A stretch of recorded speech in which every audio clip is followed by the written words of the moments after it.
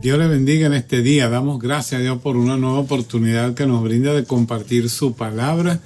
Y quiero hoy comenzar una serie de mensajes sobre el Evangelio de Juan. Vamos a hablar de las señales que él menciona allí. Son 7 señales. Vamos a estar predicando entonces en los domingos siguientes acerca de el Evangelio de Juan, las señales que aparecen allí en su Evangelio. Y hoy vamos a hablar de la primera señal. Vamos a titular el mensaje Una vida de calidad superior. En Juan 2, 1 al 11 dice la palabra de Dios.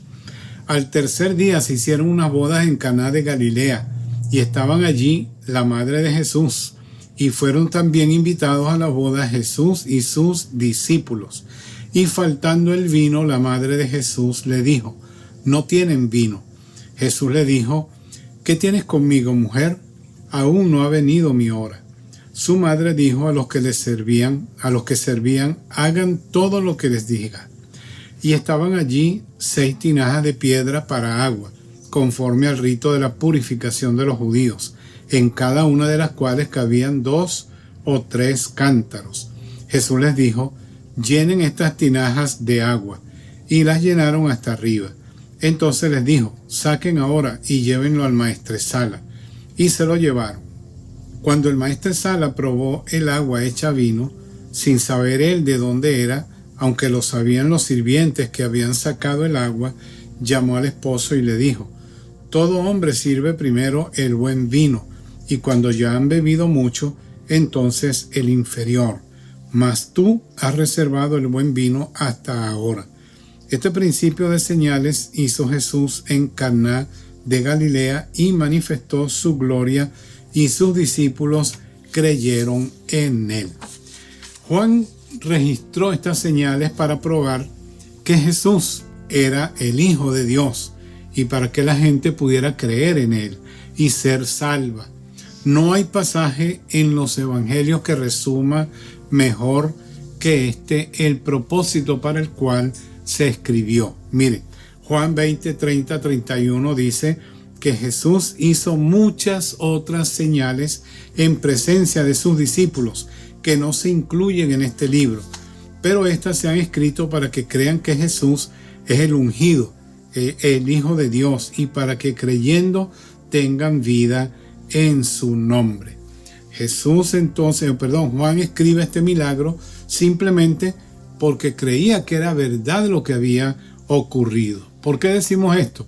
Porque últimamente y en mucho tiempo atrás también hubo comentaristas y estudiosos que decían que esto era simplemente una burla lo que estaban haciendo la gente que estaba tomando allí el vino. El agua no se convirtió en vino, sino que era agua. Y entonces, en tono de broma, ellos decían que, mira, dejaste el mejor vino para lo último. Y en realidad era lo que estaban tomando el agua que habían servido. En una manera de burla decían esto, pero no es cierto. Juan fue testigo presencial del milagro y él pudo decir que era una realidad que el agua se había convertido en vino. Para Juan los milagros eran señales, es decir, que apuntaban a algo en concreto. Por ejemplo, este milagro apunta a que Jesús tiene el poder para transformar, tiene el poder de cambiar. Él puede cambiar agua en vino, pero también puede cambiar la vida de toda persona que está perdida en una vida mejor, en una vida diferente. Eso es lo que enseña esta señal, y eso es lo que queremos mostrar en el día de hoy, una vida de calidad superior. Este hombre decía que el vino que sirvieron al final era mejor, era de una mejor calidad. Así es la vida que Jesucristo ofrece a todo aquel que se entrega a Él, que le invita a Él a entrar en su corazón. Jesucristo le da una vida de calidad superior. Jesús cambia el agua del judaísmo por el vino del cristianismo, el agua de la falta de un mediador por el vino de la plenitud de Cristo, el agua de la ley por el vino del Evangelio. Esta señal aparece solamente en el Evangelio de Juan. Algunas iglesias enseñan de una manera falsa que Cristo realizó milagros cuando era un niño, pero según Juan capítulo 2 versículo 11 dice que con mucha claridad que la conversión del agua en vino fue el principio de sus milagros. Haremos un estudio entonces doble de este primer milagro para aprender sus lecciones, tanto doctrinales como prácticas. Las lecciones doctrinales nos hablan de cómo se salva el pecador y las prácticas de cómo servir después a Jesucristo. Entonces, las lecciones doctrinales responden a la pregunta: ¿cómo se salva el pecador?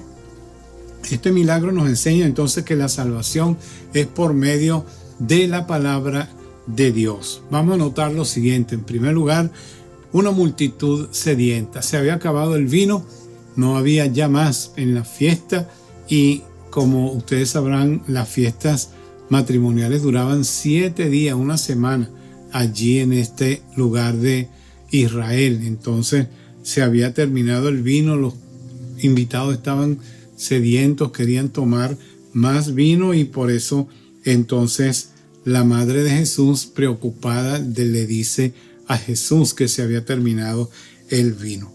Una multitud sedienta. La Biblia invita a los pecadores sedientos a venir a Jesucristo para hallar salvación y satisfacción. Mire lo que dice Juan 4, 13 y 14. Respondió Jesús y le dijo: cualquiera que bebiere de esta agua volverá a tener sed, mas el que bebiere del agua que yo le daré no tendrá sed jamás, sino que el agua que yo le daré será en él una fuente que salte para vida eterna. Juan 4, 13 y 14. Y en Juan 7, 37 dice: en el último y gran día de la fiesta, Jesús se puso en pie y alzó la voz diciendo: si alguno tiene sed, venga a mí y beba. En Isaías 55:1 dice lo siguiente: a todos los sedientos, vengan a las aguas, y los que no tienen dinero, vengan, compren y coman. Vengan, compren sin dinero y sin precio vino y leche. Y el último libro de la Biblia, el Apocalipsis, capítulo 22, versículo 17, dice: y el espíritu y la esposa dicen: ven. Y el que oye diga: ven. Y el que tiene sed, venga. Y el que quiera, tome del agua de la vida gratuitamente.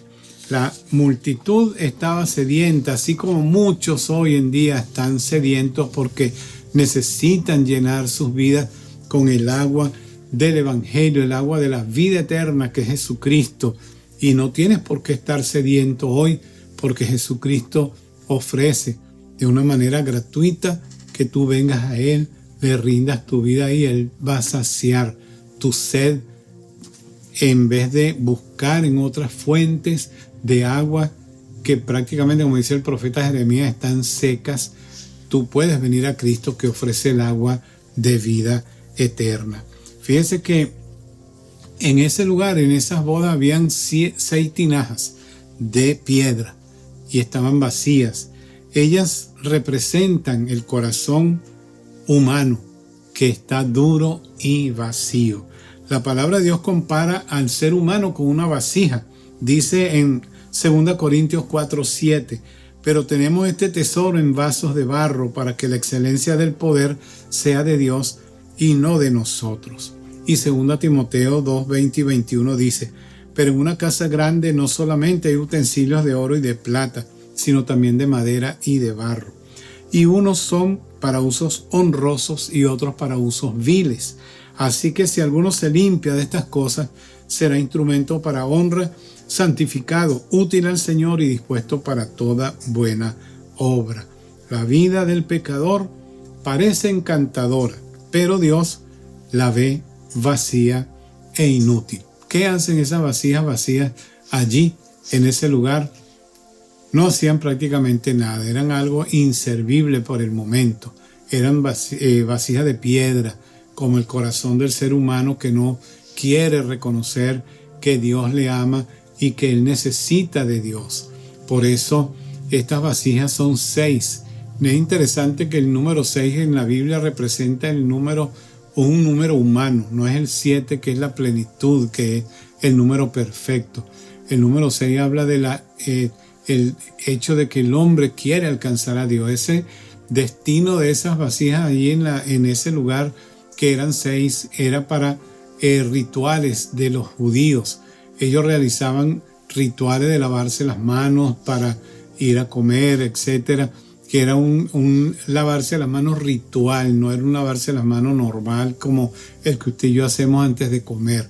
Era un ritual que ellos hacían. Esas vasijas simbolizan entonces la religión vana, la religión vacía, el corazón de piedra del ser humano. Jesús la manda llenar de agua. Entonces vemos en tercer lugar que son llenadas con agua.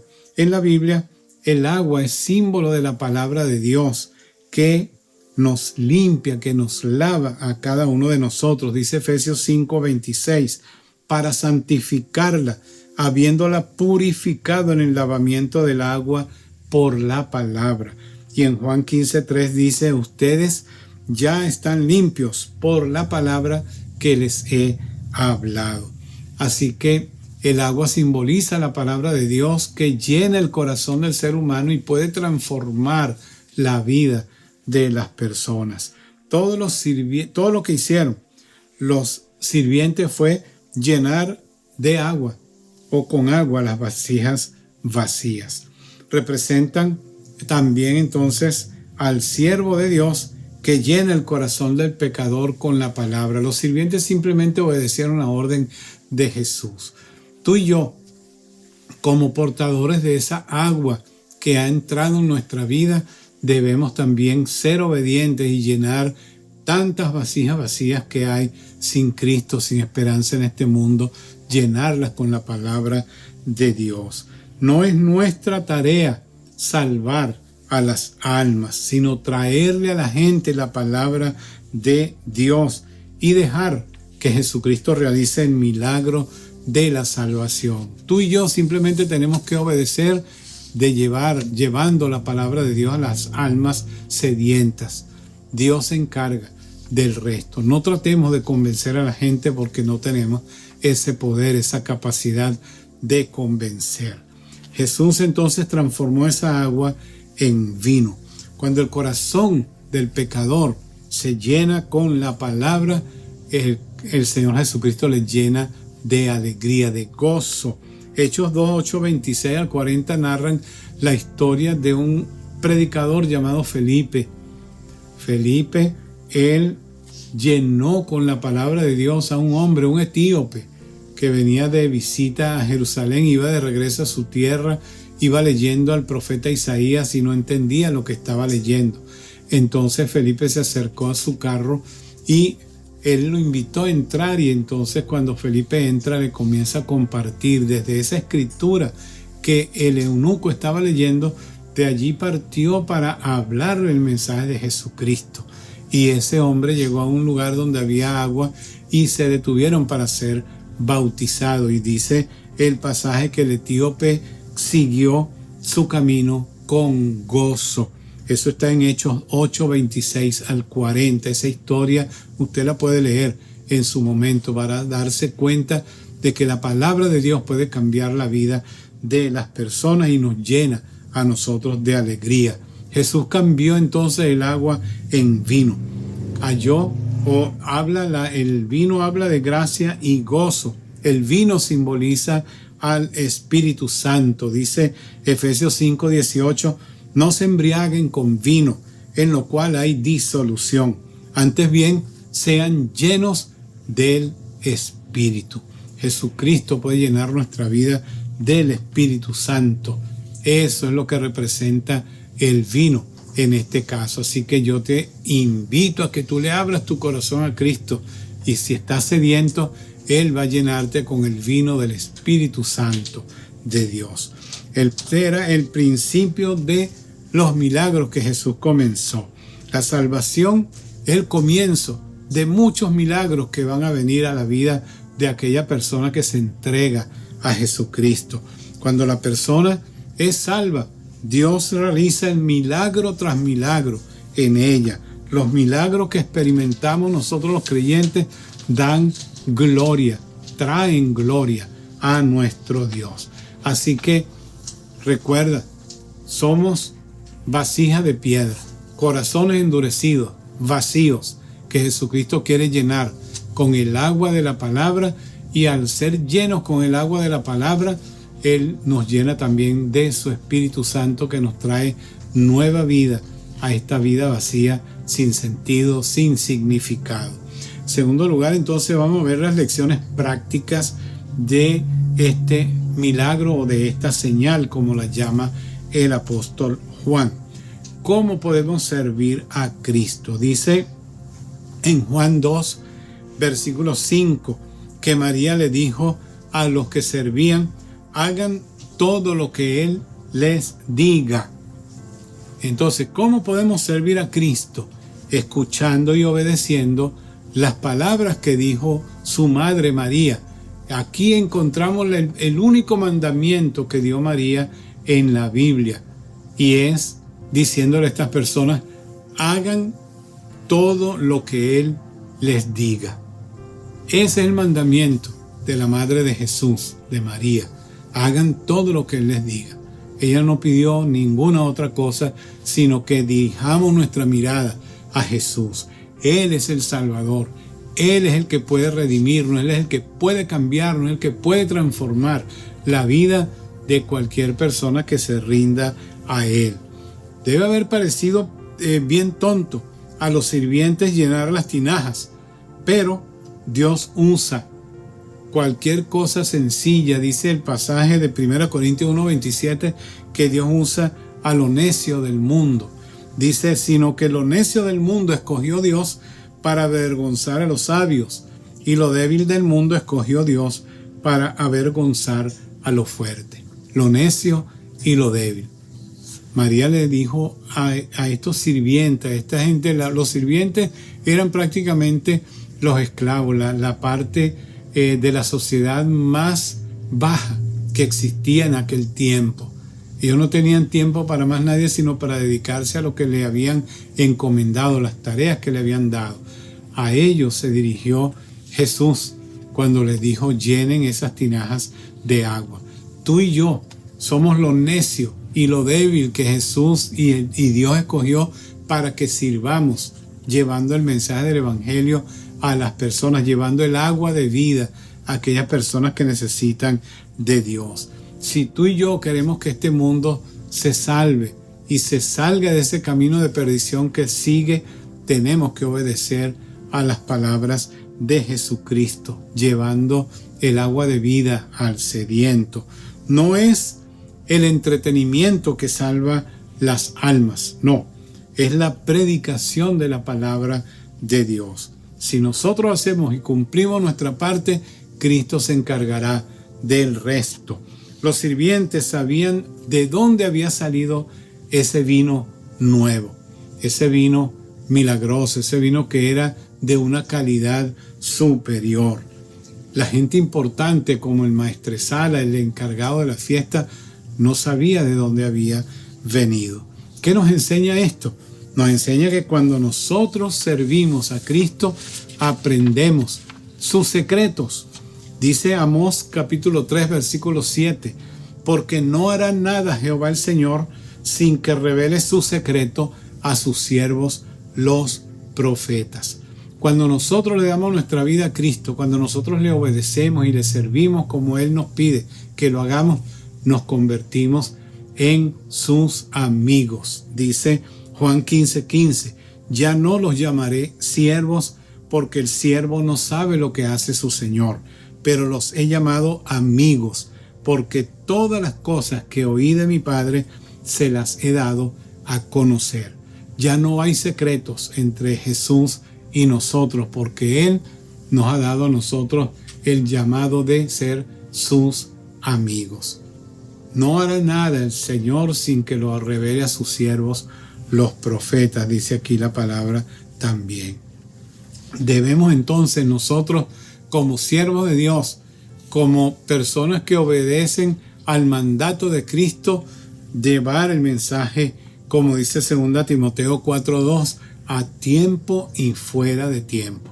Es decir, en todo momento tenemos que hablar la palabra del Señor a aquellas personas que necesitan de Él. Si queremos una vida superior, de mayor calidad, tenemos que seguir a Jesucristo. Tenemos que rendirle nuestra vida a Él.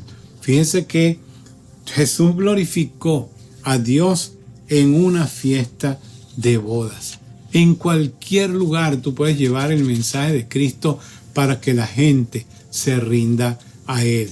No hay lugares que no sean propicios para llevar el mensaje de Dios. Así que yo te animo a que tú le entregues tu vida a Jesucristo y te conviertas en un servidor de Él y puedas así entonces alcanzar a aquellas personas que por el pecado han endurecido su corazón hacia Dios y le puedas llevar el agua de vida que solamente Él nos puede dar.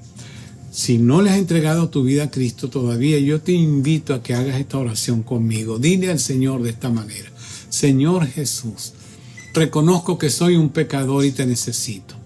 En este momento te entrego mi corazón y mi vida para que tú, Señor, me llenes de ese vino nuevo que tú ofreces, el vino de tu Espíritu Santo a mi vida. Perdona mis pecados, Señor, y ayúdame de hoy en adelante a ser la persona que tú quieres que yo sea. Gracias, Señor, por haber entrado en mi corazón y por haber perdonado mis pecados. En el nombre de Jesús. Amén. Dios te bendiga si hiciste esta oración y le entregaste tu vida a Cristo. Te animo a seguir adelante creciendo en el temor de Dios. Si te gustó el mensaje, dale like. Y si no te has suscrito al canal, suscríbete y marca las notificaciones. Y si tienes alguna pregunta, alguna duda, alguna inquietud, escribe a mi correo que aparece allí en la pantalla y yo te voy a responder con toda seguridad. Dios te bendiga y espero que nos sigas sintonizando en las próximas entregas que tenemos sobre este mensaje del Evangelio de Juan. Hasta luego.